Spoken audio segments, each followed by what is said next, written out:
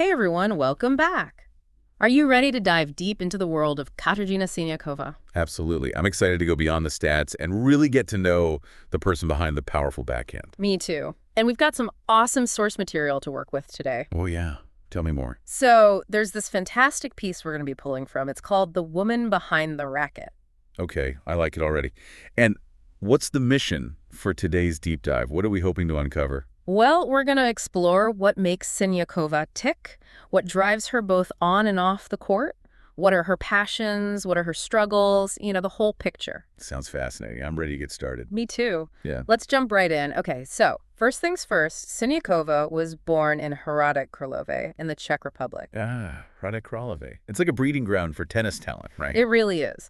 But the woman behind the racket digs deeper into her upbringing. Her family instilled a really strong work ethic in her. Which is not surprising for a pro athlete, but there's more to it, right? Right. Her family really emphasized balance. Like, she kept up with her education all while training. Interesting.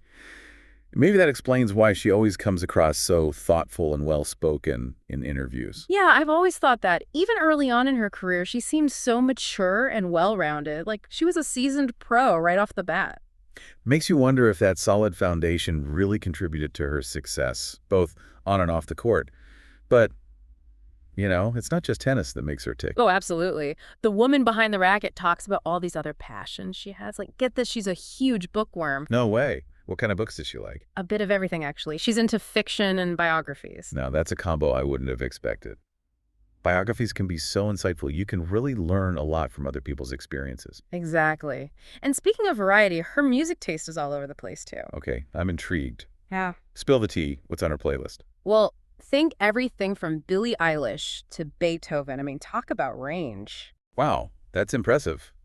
It really speaks to her well-rounded personality, doesn't it? It totally does. And, I bet that mental flexibility helps her on the court, too.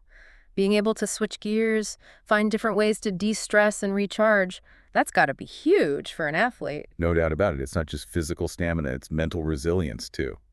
And speaking of exploring new things, Siniakova loves to travel. Well, that comes with the territory, right? The WTA Tour takes her all over the world. True, but she seems to really embrace it. Like, it's not just about sightseeing for her. She really dives into the cultures she encounters. I've noticed that about her social media presence, too. It's not just touristy snapshots.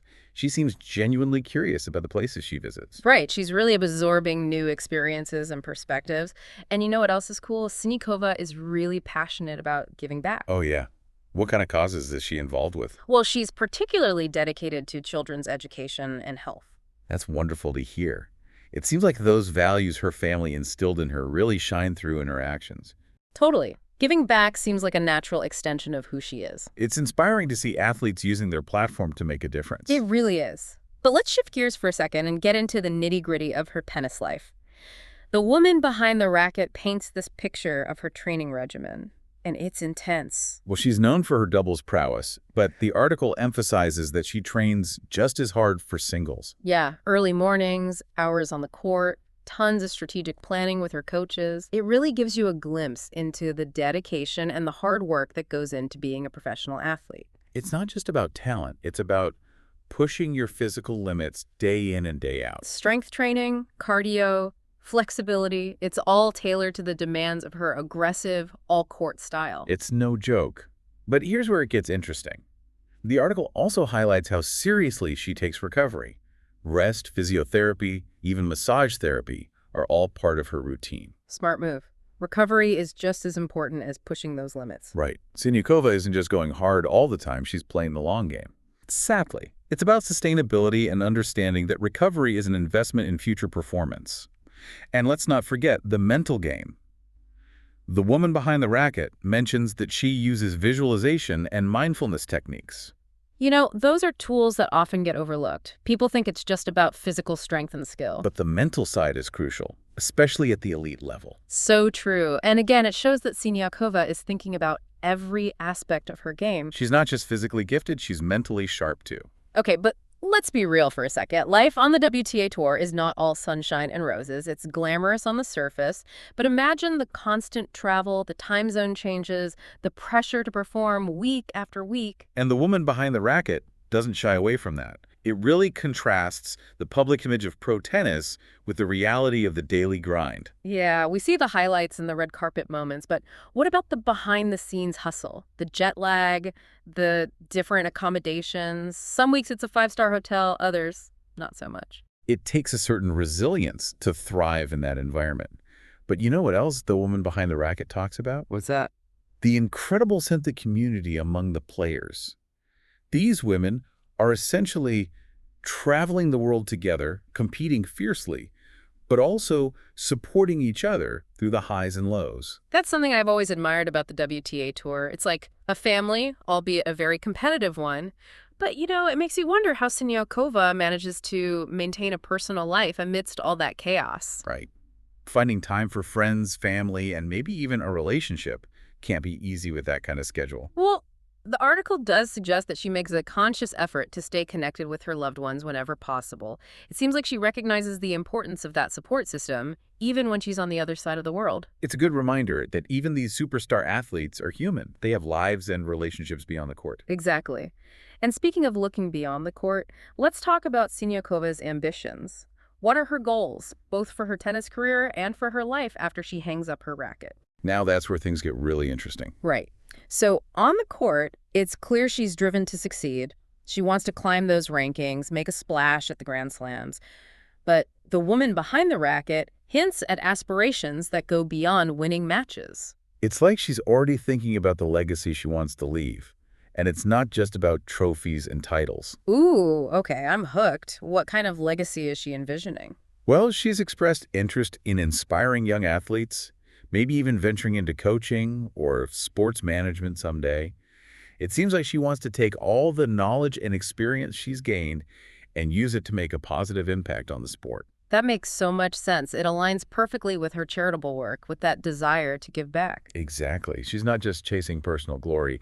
She's looking to leave a mark on the world that's bigger than herself. It's really inspiring to see someone at the top of their game who's also thinking about how to make a difference. It is. But let's not forget, this is a deep dive into all aspects of Siniakova's journey. And there's one crucial element we haven't touched on yet. What's that? The emotional roller coaster that comes with being a professional athlete. The pressure, the expectations, the inevitable wins and losses. It's got to be a wild ride. You're so right. We've talked about her training, her mental toughness, her ambitions. But what about the heart? How does Siniakova navigate the emotional side of professional tennis? That's a great question, and that's what we're going to explore next. Stay tuned, folks. This deep dive is about to get even more insightful. Welcome back, everyone. So before we jump to the break, we were just starting to explore the emotional side of Siniakova's journey as a pro. It's something we don't often talk about, right? Like, we hear about the physical demands, the mental toughness. But the emotional resilience it takes to compete at that level, that's a whole other story. And the woman behind the racket actually gives us some real insights into how Siniakova handles it all. What really struck me was how grounded she seems. Even with all the craziness of the tour, she comes across as so self-aware. Yeah, like she acknowledges her emotions without letting them completely take over. Exactly. It's not about suppressing those feelings. It's about processing them in a healthy way. Finding that balance between passion and perspective.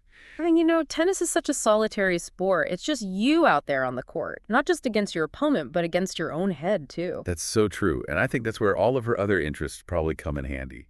The reading, the music, the travel. It's like she's created this whole life for herself that's bigger than just tennis. A way to detach and come back refreshed. Absolutely. It's something you see with a lot of successful athletes. They understand that their identity isn't solely defined by their sport. Which is actually a great lesson for all of us, right? No matter what our game is, finding that balance in life is so important. Couldn't agree more. Whether we're dealing with work stress, family stuff, or just the everyday ups and downs. Cultivating that inner resilience, that's key. It really is. It's about recognizing that setbacks are going to happen, but they don't have to define us. Right. It's about having those coping mechanisms, healthy ways to process those emotions and a support system to help you through it. Speaking of support systems, we can't talk about Siniakova without mentioning her incredible doubles success. Oh my gosh, yes. multiple Grand Slam titles with Barbora Krejcikova. They've even got the career Golden Slam in doubles, all 4 majors plus Olympic gold. It's mind-blowing. It really shows you the power of synergy and how well they understand each other's game. And you know what's interesting? They're both accomplished singles players in their own right.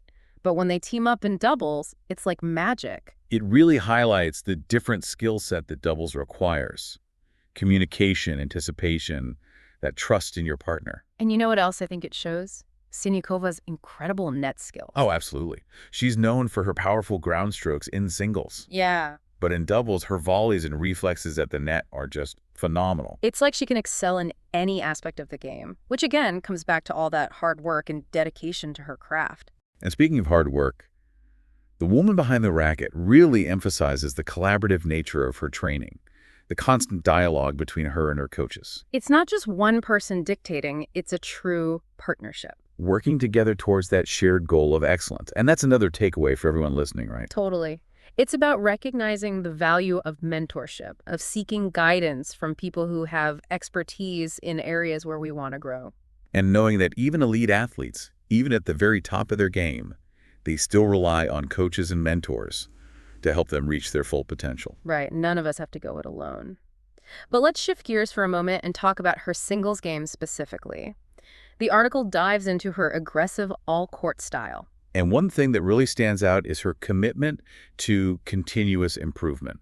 It's something you see in all the top athletes, that constant drive to get better. Like she's never satisfied, always analyzing her game, looking for those areas where she can grow. And not shying away from weaknesses.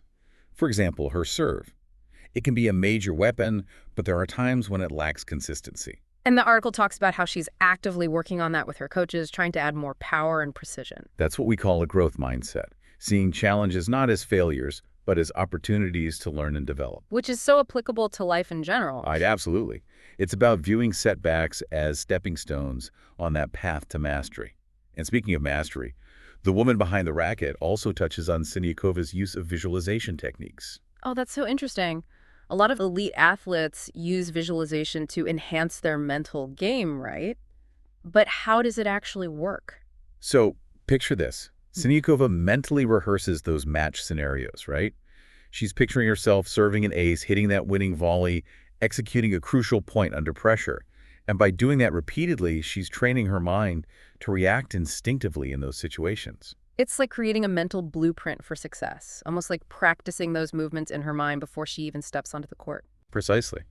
And the article also mentions that she uses mindfulness techniques to stay grounded in the present moment. So it's not about blocking out distractions completely, but more about acknowledging them and then gently redirecting her focus. Exactly. And again, these techniques are not just for athletes.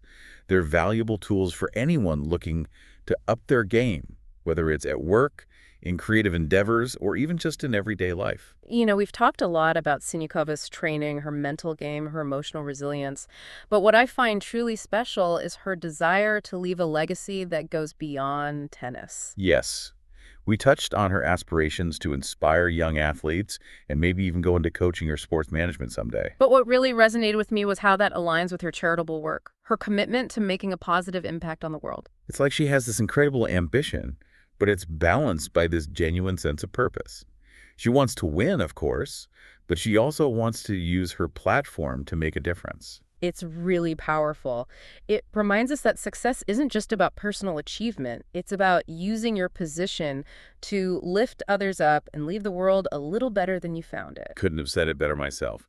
And speaking of making a difference, the woman behind the racket also talks about Siniakova's role as a role model for young athletes, especially girls who are dreaming of tennis stardom. It's so inspiring to see someone at the top of their game who's also dedicated to creating positive change. It raises a really important question, though, doesn't it?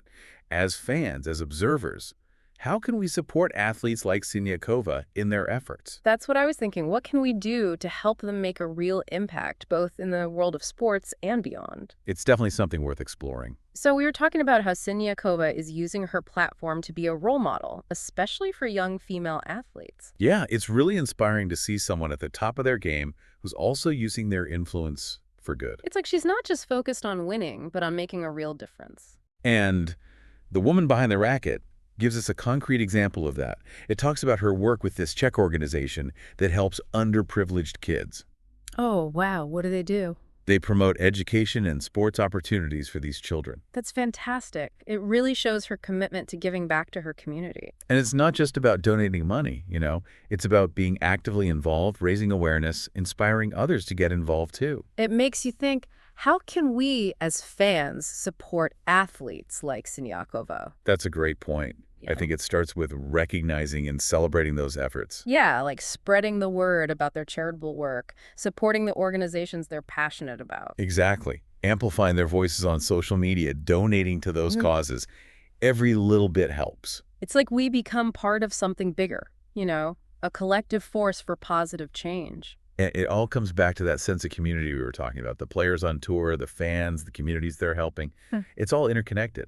It really shows how sports can bring people together and inspire them to make a difference. And at the end of the day, that's what makes Katerina Siniakova so compelling. She's an incredible athlete, fierce competitor, but also someone who's using her platform for good. It's like she's proving that success isn't just about personal achievements, it's about making the world a better place. Well said. And that brings me to a question for all our listeners. Thinking about everything we've learned about Siniakova. Her talent, her resilience, all her passions, her commitment to giving back. What do you think her legacy will be? What mark do you think she'll leave on the world, both within tennis and beyond? It's a question worth pondering. And we encourage everyone to explore her journey further, see what resonates with you, and maybe even find some inspiration in her story. Because that's the beauty of these deep dives, right? Absolutely. It's not just about learning about fascinating people. It's about sparking conversations, challenging ourselves to think differently. And who knows, maybe it'll even inspire us to make our own positive impact on the world. I hope so. Thanks for joining us on this deep dive, everyone. Until next time.